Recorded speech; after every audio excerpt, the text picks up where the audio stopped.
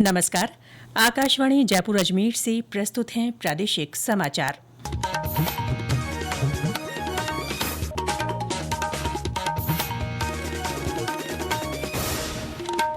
मुख्य समाचार। मुख्यमंत्री भजनलाल शर्मा ने श्री अन्न के उपयोग को बढ़ावा देने और ग्लोबल कैपेसिटी सेंटर पॉलिसी लाने के निर्देश दिए। न्यायमूर्ति B.R. गवई आज देश के 52वें मुख्य न्यायाधीश के रूप में शपथ लेंगे। राज्य में मेजर मिनरल के 22 ब्लॉक की नीलामी प्रक्रिया शुरू हुई और प्रदेश में पश्चिमी विक्षोभ के असर से कुछ स्थानों पर आंधी के साथ बरसात हुई, कहीं कहीं ओले गिरे।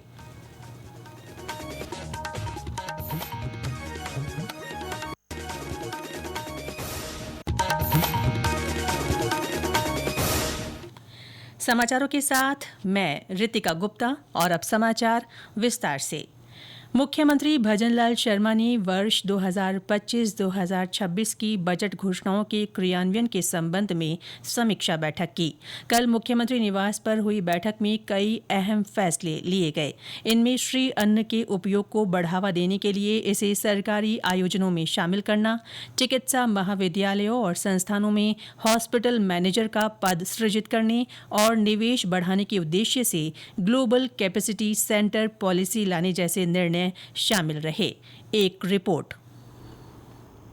मुख्यमंत्री भजनलाल शर्मा ने अधिकारियों को श्री अन्न की पोषण क्षमता और उपयोगिता को ध्यान में रखते हुए सरकारी आयोजनों के साथ ही मिड डे मील और मां बाड़ी केंद्रों पर पायलट बेसिस पर श्री अन्न आधारित उत्पाद शुरू किए जाने को कहा, ताकि बच्चों को कुपोषण से बचाया जा सके। उन्होंने श्री अन्न की मार्केटिंग, उत्पादन और प्रचार प्रसार को बढ़ावा देने के लिए समिति बनाने को कहा। इसके साथ ही अस्पताल में बेहतर प्रबंधन के लिए हॉस्पिटल मैनेजर का पद सृजित करने के निर्देश दिए। उन्होंने मां योजना तथा RGHS पोर्टल को इंटीग्रेटेड हेल्थ मैनेजमेंट सिस्टम के अंतर्गत एकीकृत करने को भी कहा। बैठक में वन विभाग में विभिन्न कार्मिकों, पटवारी, स्कूल शिक्षक तथा कांस्टेबल के पदों पर जल्द ही भर्ती करने का निर्णय लिया गया। साथ ही सर्विस सेक्टर में निवेश को बढ़ाने के उद्देश्य से ग्लोबल कैपेसिटी सेंटर पॉलिसी लाने का फैसला किया गया। समाचार कक्ष से माधुरी वशिष्ठ।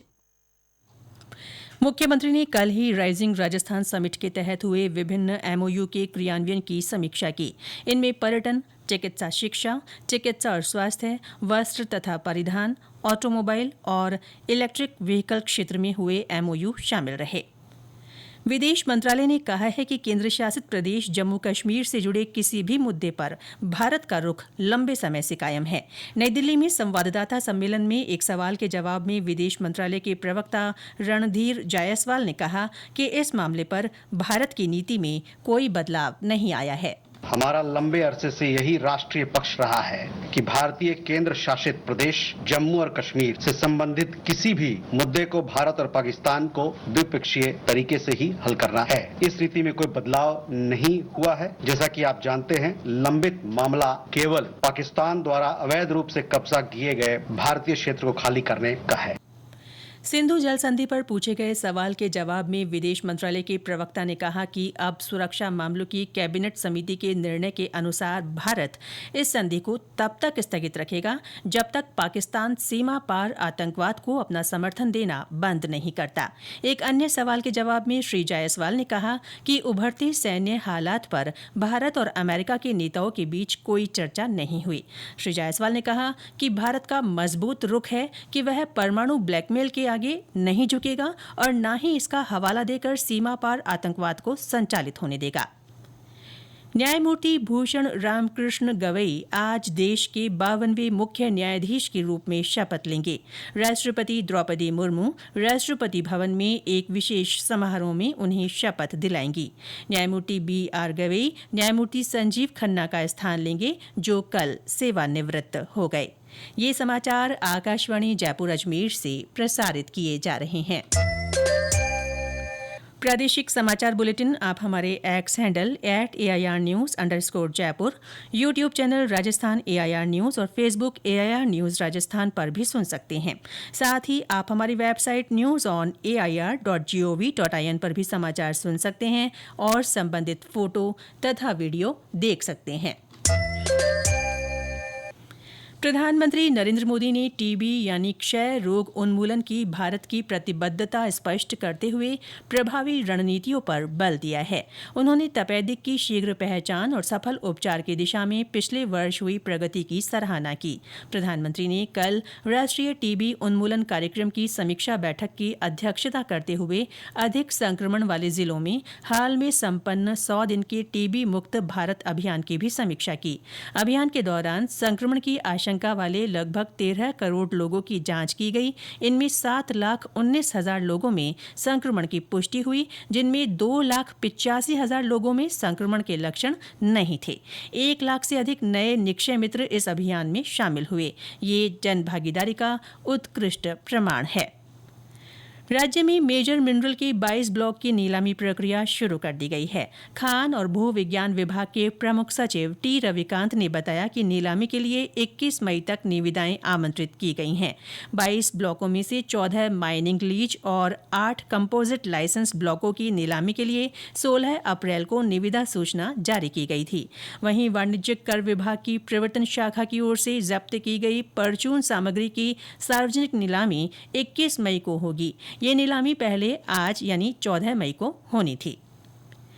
हरियाणा और राजस्थान की थीम पर भरतपुर को हरा भरा बनाने की दिशा में लगातार काम किए जा रहे हैं। इसके लिए वन विभाग की टीम ने 3 नर्सरियों में करीब 22,70,000 पौधे तैयार किए हैं। हमारे संवाददाता ने बताया कि ये पौधे आगामी मानसून सीजन में आम जन के लिए उपलब्ध होंगे।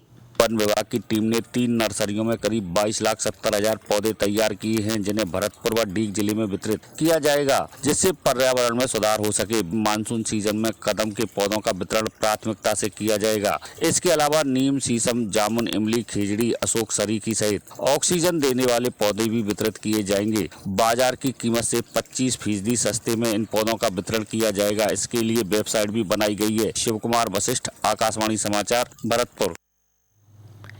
प्रदेश में पश्चिमी विक्षोभ के असर से कल कुछ स्थानों पर आंधी के साथ बरसात हुई, साथ ही कहीं कहीं ओले भी गिरे। राजधानी जयपुर सहित करीब 9 शहरों में हल्की से मध्यम बारिश हुई।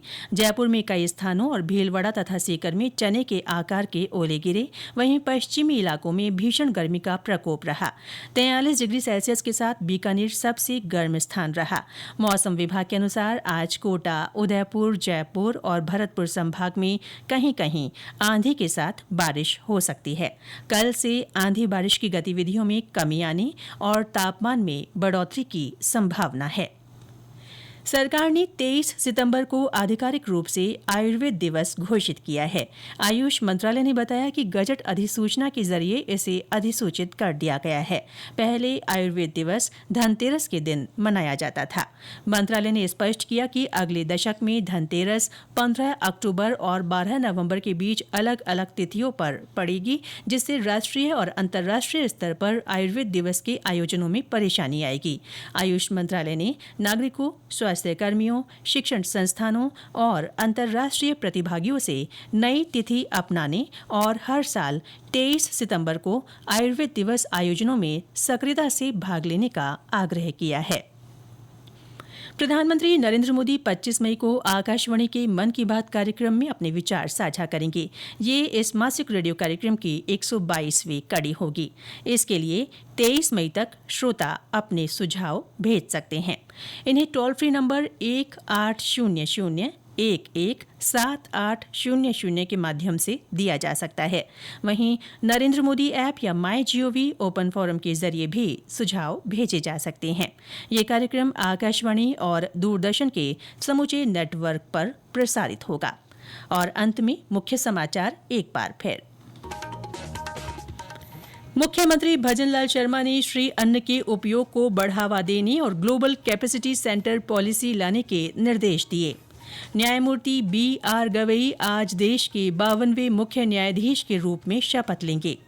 राज्य में मेजर मिनरल के 22 ब्लॉक की नीलामी प्रक्रिया शुरू हुई और प्रदेश में पश्चिमी विक्षोभ के असर से कुछ स्थानों पर आंधी के साथ बरसात हुई, कहीं कहीं ओले गिरे।